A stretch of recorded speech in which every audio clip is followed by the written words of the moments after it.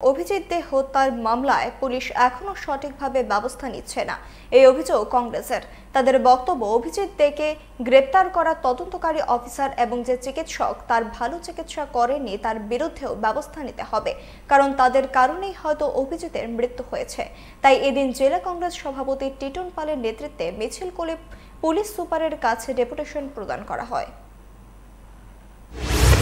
যে অভিজিৎ থেকে মারা হয়, পুলিশ খবর পেয়ে ওনাকে সেখান থেকে উদ্ধার করে আনলেন। উদ্ধার করে যখন আনছিলেন তখনই ওনার শরীর থেকে রক্ত বেরোচ্ছিল। ওনাকে তুলে এনে সেখানে আরকেপুর মহিলা থানায় সেখানে বসিয়ে রাখলেন। সেখানে প্রথমত সেখানে আরকেপুর মহিলা থানার যারা নিয়ে গেছিলেন এবং ওই থানার যিনি আধিকারিক রয়েছেন আলপনা সরকার, ওনার তো দায়িত্ব ছিল প্রথমে ওনাকে ট্রিটমেন্টের ব্যবস্থা করা। ট্রিটমেন্টের ব্যবস্থা না করে থানাতে ঠাই সেখানে বসিয়ে রাখলেন।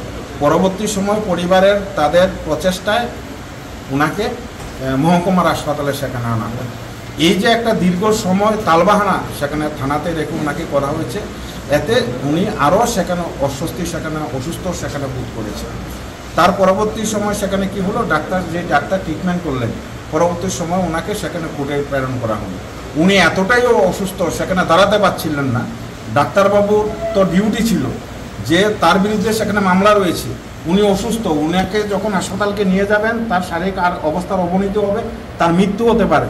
সেই কারণে তাকে এখন হাসপাতাল থেকে নেওয়া সম্ভব নয়। উন্নত চিকিৎসার জন্য তাকে আগরতলা প্রেরণ করার প্রয়োজন ছিল, কিন্তু ডাক্তারবাবু সেটা না করে পুলিশ যেভাবে বললেন ওনাকে সেখানে কোর্টে প্রেরণ করার সেখানে অনুমতি দিলেন, হাসপাতাল থেকে সেখানে ছেড়ে দিলেন। তাহলে এই যে একটা রহস্যের গন্ধ আমরা দেখছি। প্রথমেই সেখানে দুর্বলতা, ওনার মৃত্যুর জন্য সেখানে যে একটা পয়েন্ট আমরা পেয়েছি, সেখানে উদয়পুর মহকুমার মহিলা থানার যিনি আধিকারিক ওনার সেখানে একটা দুর্বলতা রয়েছে। উনি কার প্রেসারে, কার ইন্ধনে ওনাকে সেখানে দীর্ঘক্ষণ চিকিৎসা না করে সেখানে থানাতে রেখে দিলেন। আর একটা অভিযোগ আমাদের হচ্ছে সেখানে ডাক্তারবাবুর বিরুদ্ধে।